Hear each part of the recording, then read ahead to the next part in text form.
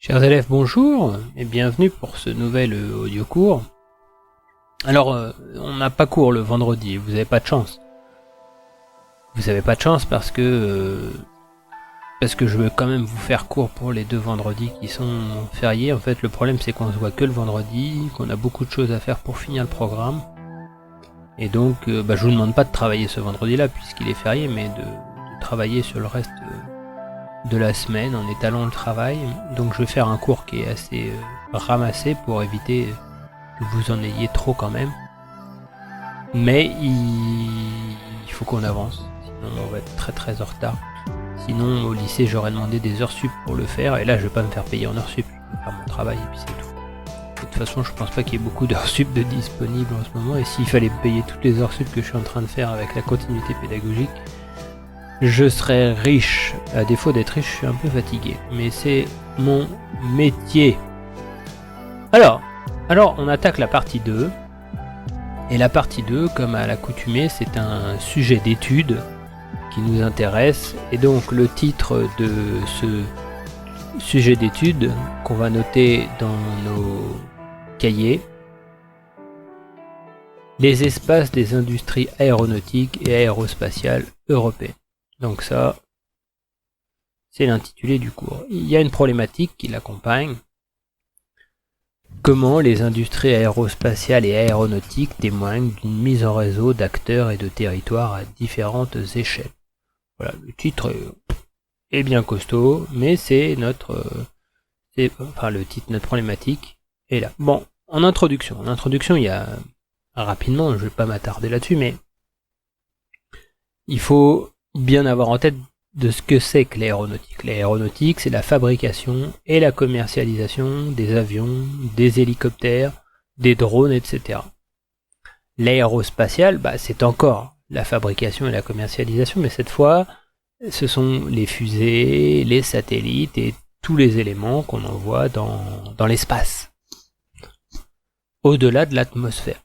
L'aéronautique, c'est ce qui reste dans l'atmosphère, s'il fallait faire un distinguo entre l'un et l'autre. 3 sous-parties pour ce cours, et la première, on va faire dans l'ordre, pour être cohérent. Petit 1, des filières marquantes de l'Europe industrielle. Des filières marquantes de l'Europe industrielle. On commence par un petit travail en autonomie, que je vous donne à réaliser. On s'intéresse au livre, page 189, et je vous pose, je vous pose pas, mais je vous demande de travailler sur les questions 1 à 4 de la page 189. Un sujet d'étude, on travaille sur des documents. Et donc je vous donne un petit travail en autonomie. Vous mettez pause, vous répondez aux 4 questions, on se donne un objectif de 15 minutes maximum pour les faire, c'est important de travailler avec une montre.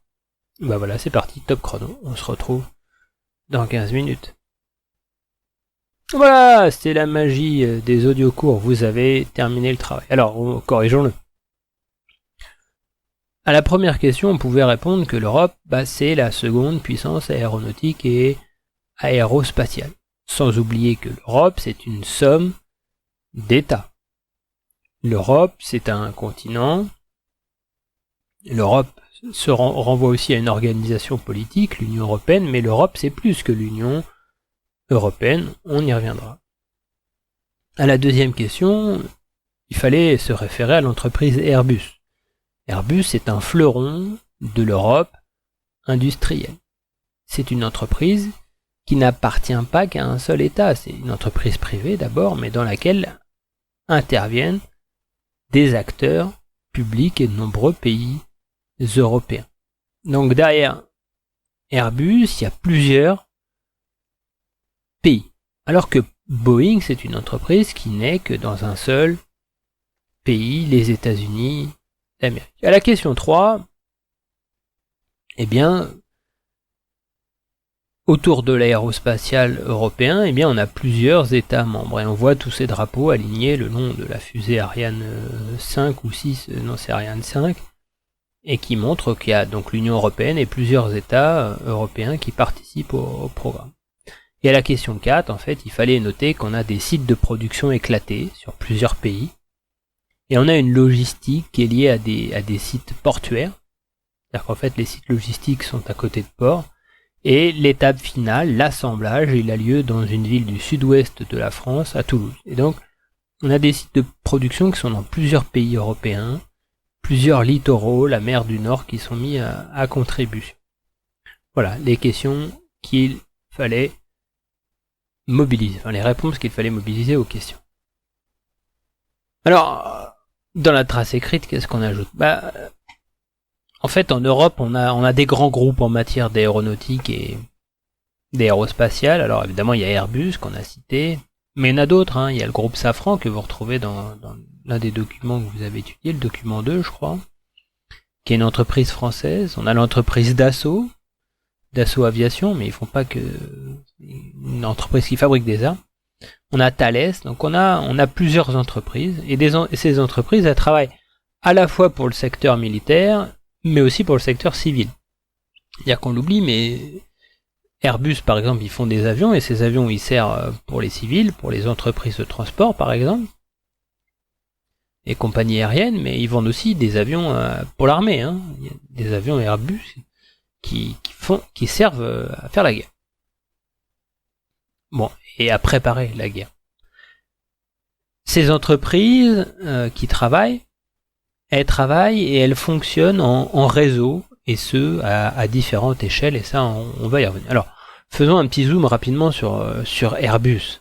En fait, l'entreprise Airbus, c'est 130 000 employés. 130 000 employés, c'est pas un petit chiffre, hein.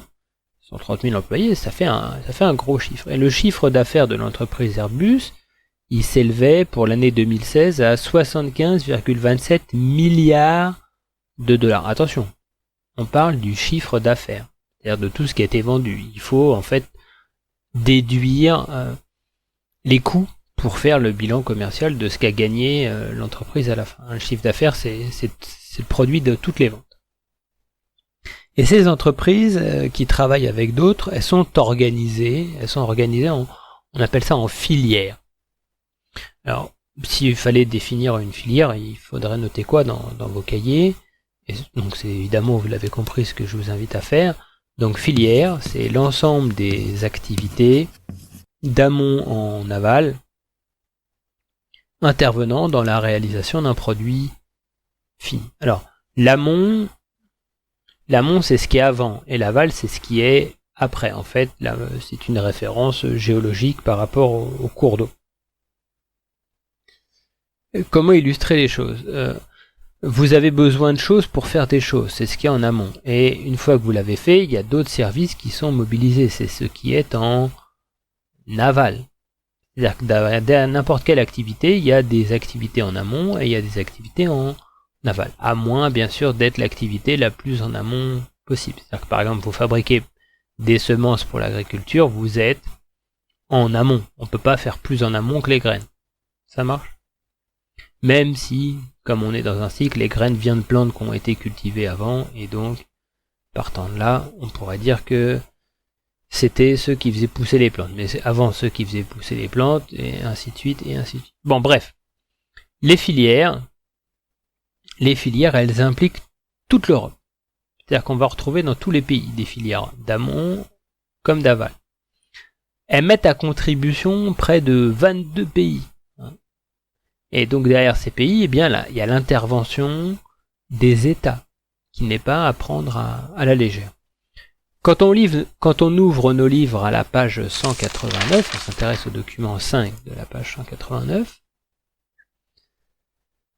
eh bien on se rend compte qu'il y a une coopération qui dépasse l'Europe. La preuve, c'est que le texte qui nous est donné ici montre que le Maroc intervient. Bon, il y en a d'autres qui sont pas présents dans le document, mais il y a aussi une coopération avec le Canada, avec la Turquie, avec l'Israël. C'est la coopération de l'ESA, E-S-A. Et donc il y a cette coopération, elle est nécessaire et elle est même recherchée de plus en plus. Pourquoi? Parce qu'on est dans un contexte de compétitivité internationale. Il y a de plus en plus de concurrents. Alors pour les avions, il y a les avions Boeing, évidemment, c'est le concurrent numéro 1, mais Par exemple, il y a le brésilien Embraer, E-M-B-R-A-E-R, qui fabrique des avions et qui devient un concurrent puissant. La Chine fabrique de plus en plus d'avions, elle aussi, qui deviennent donc des concurrents à l'entreprise Airbus. Et puis dans le domaine spatial, eh bien, on peut citer l'entreprise d'Elon Musk, par exemple, l'opération SpaceX, qui est un concurrent direct à l'entreprise Ariane Espace qui met des satellites sur orbite. Donc cette coopération qui dépasse, enfin d'abord européenne, qui dépasse le cadre de l'Union européenne et qui dépasse même le cadre de l'Europe avec des pays comme le Canada, l'Israël, le Maroc, montre qu'on veut s'organiser en réseau avec le plus de pays possible. L'industrie européenne, elle est de rang mondial grâce à ces nombreuses entreprises. Donc on a des États, on a des entreprises, et puis il ne faut pas l'oublier évidemment, on a le rôle de l'Union européenne qui est à prendre en compte, notamment au travers de l'ASE, l'Agence spatiale européenne. Alors, en fait, l'ASE, c'est l'ESA, European Space Agency. Mais en France, on dit l'ASE, l'Agence spatiale européenne. Donc, l'ESA, l'ASE, c'est une seule et même chose. Ça marche? Je dis beaucoup, ça marche. Ça marche? Ça roule? Ça roule. Petit 2. Des entreprises qui dynamisent les territoires. Les territoires, ils sont dynamisés par les entreprises. On va faire un zoom là-dessus, et pour en parler, on va s'intéresser d'abord au document 6 de la page 190. On observe quoi? Au travers de cette carte, eh bien, qu'il y a des départements, des espaces dans lesquels la mise à contribution de salariés qui travaillent dans l'aéronautique est plus grande qu'ailleurs. En fait, il y a deux grandes zones qui se dégagent et qui sont vraiment au-dessus des autres. C'est l'Île-de-France et le Sud-Ouest. En fait, là-bas, on a de très nombreux salariés dans l'aéronautique et l'aérospatiale qui travaillent en amont comme en aval. Attention, ne l'oubliez pas, ils ne sont pas tous à construire des avions. Ils construisent parfois des pièces qui servent à construire des pièces pour des avions, ou qui font des câblages. Par exemple, à côté de Vernon, il y a une entreprise qui fait des câblages pour l'aéronautique. On retrouve donc dans l'Île-de-France et dans le Sud-Ouest, autour de Toulouse notamment, jusqu'à 30% des salariés qui travaillent pour le secteur de l'aéronautique et de l'aérospatiale. 30%, c'est-à-dire un salarié sur 3. C'est considérable, c'est pas un petit truc. On passe du document 6, page 190, au document 7 de cette même page. Et ce document, il nous permet de se rendre compte que le nombre d'entreprises, donc vous avez des déclinaisons ici par secteur d'activité qui interviennent dans l'aérospatial, et des dates. Et en fait, on se rend compte que le nombre d'entreprises, il est en augmentation, et ce, dans toutes les filières. Évidemment, l'évolution, elle est relative dans un secteur d'activité à un autre, mais dans toutes les filières aéronautiques et aérospatiales, on a un nombre d'entreprises qui est en hausse. Pour continuer sur cette thématique des entreprises qui dynamisent les territoires, je vous demande maintenant de regarder la vidéo que je vous ai mis en lien dans le message. Donc voilà, vous avez regardé cette vidéo. Et en fait, cette vidéo, elle permet de comprendre que se développent des pôles de compétitivité. Et il y en a un pour l'aérospatial qui est incontournable, c'est Aerospace Valley. C'est un anglicisme. Et l'Aerospace Valley, en fait, ce pôle de compétitivité, il va mettre en synergie plusieurs acteurs. On reviendra sur ces acteurs plus tard, mais notons déjà qu'on a des acteurs de l'industrie, des acteurs de la recherche, des scientifiques, et puis on a aussi des acteurs publics qui sont mis à contribution, qui travaillent ensemble pour développer ce qu'on appelle un foyer d'innovation technologique aussi. On appelle ça parfois un cluster. Alors je sais que le mot cluster en ce moment, il résonne autrement dans vos oreilles. Alors on parle de pôle de compétitivité. Voilà une définition que vous pouvez également recopier dans vos cahiers à partir du manuel. Du manuel scolaire. Je vous rappelle ici qu'elle n'est pas à connaître par cœur cette définition, mais que dans une épreuve de 3C où vous auriez à la citer, ça serait bienvenu. Et pôle de compétitivité, vous en aurez besoin l'année prochaine au programme, bien sûr. Alors, continuons notre petit 2 avec un autre document, le document 10 de la page 191. Ce document, il nous permet de voir que ce dynamisme des territoires, il peut aussi avoir son revers. C'est-à-dire qu'il y a des régions qui sont complètement dépendantes de cette activité. Et si l'activité venait à péricliter, ça pourrait poser des problèmes d'ordre économique. Et c'est l'angoisse qu'il y a autour de ces vies. Alors revenons sur les pôles de compétitivité. Derrière les pôles de compétitivité, il faut comprendre qu'il y a une concentration et une mise en réseau d'une chaîne d'acteurs. Et ces acteurs, on l'a dit, il y a des acteurs industriels, des acteurs publics, des acteurs scientifiques. Et ils interviennent tous de façon complémentaire. Ils s'apportent les uns les autres.